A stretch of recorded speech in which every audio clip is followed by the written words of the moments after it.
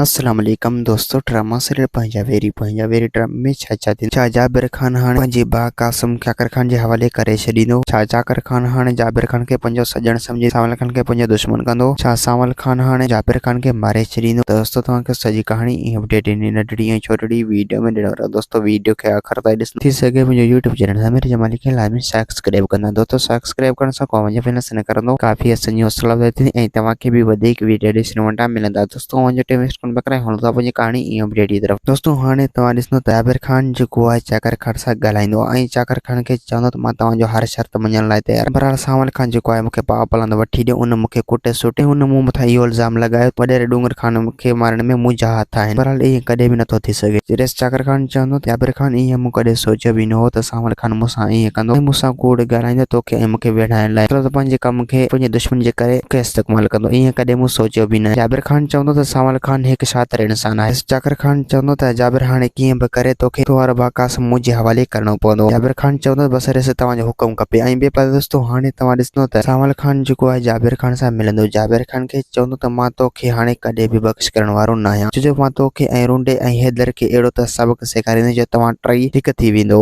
पोइ तव्हांखे मुंहिंजे हथां केर बि न बचाईंदो। जाबिर खान चवंदो त सांवल खान तोखे मोकिल जेको करणो अथई करे वञे। ऐं ॿिए पासे दोस्तों हाणे तव्हां ॾिसंदो हैदर जेको आहे उहो जाबिर जी ॻाल्हियुनि मथां गौर कंदो। बहरहाल जाबिर सां कॾहिं बि ठाह न कंदो। जाबिर खान हिकु शैतान आहे। अगर जेकॾहिं उन सां ठाह कंदो त पोइ सांवल खान अञा ई उनजो दुश्मन थी पवंदो। उन जे करे हू सांवल जे करे जाबिर खान सां कॾहिं बि हथ न मिलाईंदो न ई सांवल खान खे मारण जी प्लानिंग ठाहींदो। मतिलबु जाबिर खान खे पंहिंजो दुश्मन सम्झंदो। ऐं ॿिए पासे दोस्तों हाणे तव्हां ॾिसंदो त हसीना बेगम जेको आहे उहो हैदर खे पंहिंजी हवेली में घुराईंदो। हवेली में घुराइण खां पोइ 2-3 ॾींहंनि जे अंदरि सोरठ बेगम ऐं हैदर जो पाण में इल्ज़ाम लॻाए छॾींदो। जंहिंमें सोरठ बेगम जेको आहे जाकिर खान जे नज़रनि जे अॻियां किरी पवंदो ऐं सोरठ बेगम हसीना बेगम खे कॾहिं बि माफ़ न कंदो। दोस्तों उम्मीद है कहानी तव्हांखे पसंदि। असांखे ॾींदा इजाज़त वरी तव्हां सां मिलंदासीं नई वीडियो में। खुदा हाफ़िज़।